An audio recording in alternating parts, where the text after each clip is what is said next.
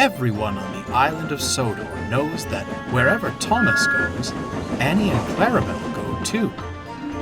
The three friends are inseparable. They love running up and down the branch line, singing songs to each other, and wouldn't trade it for anything. On the main line, change was afoot. Sir Topham Hatt was testing a new stopping service. Rather than changing trains, passengers wishing to travel on the branch lines were designated certain coaches.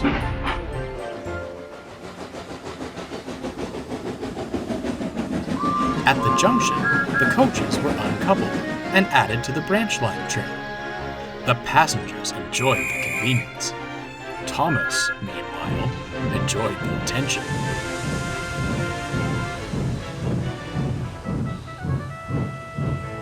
It's only natural the Fat Controller would give me more responsibility, he boasted to Henry one day.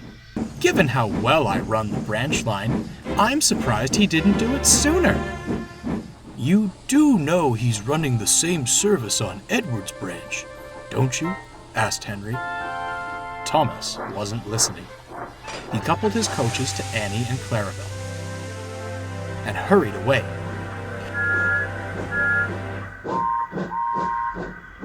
Do come along, we shan't be late. Do come along, we shan't be late, he sang. We're coming along, we're coming along. We're coming along, we're coming along.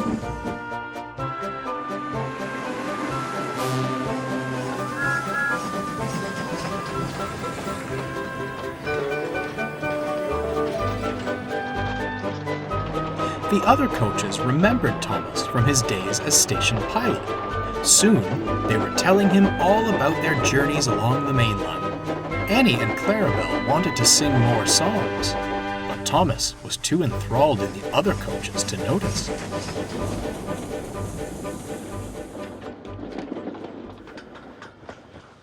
Later, Thomas shunted the coaches to the carriage shed, then stopped for a rest. As he slept, Annie and Clarabel conversed. Why don't we have any stories to tell? Annie wondered.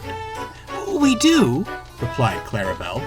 Only they're all about Thomas. Going fishing. Losing our guard, Annie added. Racing Bertie, finished Clarabel.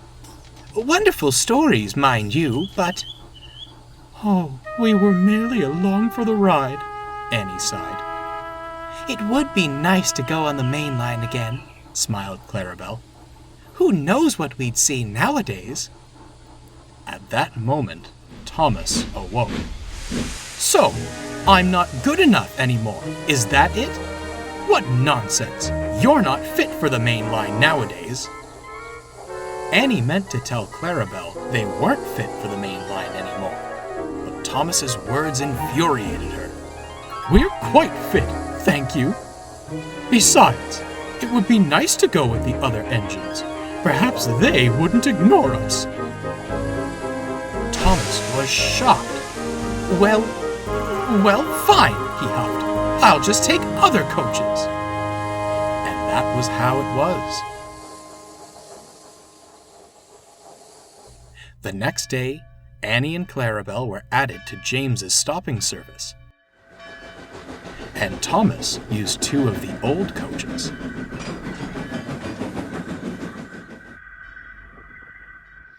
They said nothing to each other as they left the junction.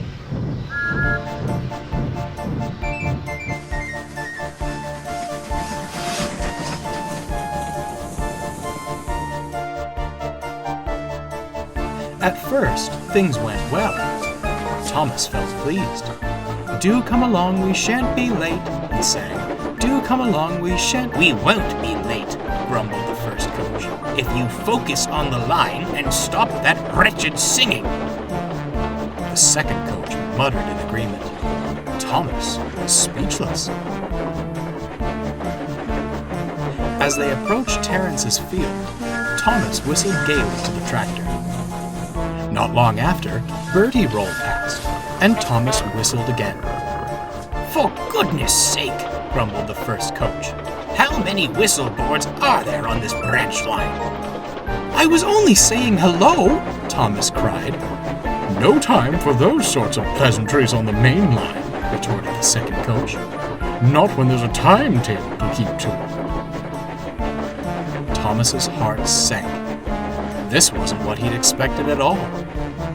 He was miserable for the rest of the day. He didn't want to admit it, but he missed Annie and Clarabel dreadfully.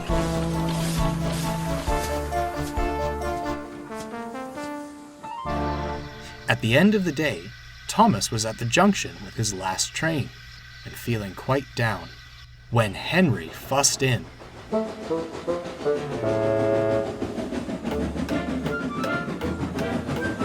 Well, Thomas, you wanted more responsibility? Be a responsible engine then, and take these coaches back. Thomas looked up. At the rear of Henry's train were Annie and Clarabel. Silly things haven't stopped singing all day.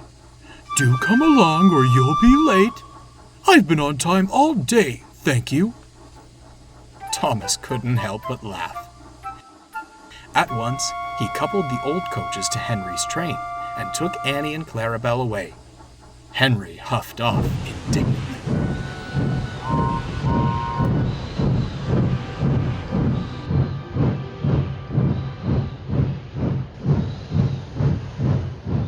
I'm sorry, you two, said Thomas sadly. I shouldn't have been so rude. My day has been dreadful, interrupted Annie sadly. Ours too. We missed you dearly, added Clarabel. Those mainline engines treated us awfully. Some adventure that was. Disgraceful, huffed Thomas. They should be so lucky to have you on their trains. The three friends stopped. Then they laughed. It was good to be together again. Thomas still takes other coaches along his branch line, but Annie and Clarabel stick close behind him. They still bicker, as good friends do from time to time. From that day on, however, there was no talk of leaving for the main line. Annie and Clarabel concluded that the only story they wanted to tell was that of their peaceful little branch line.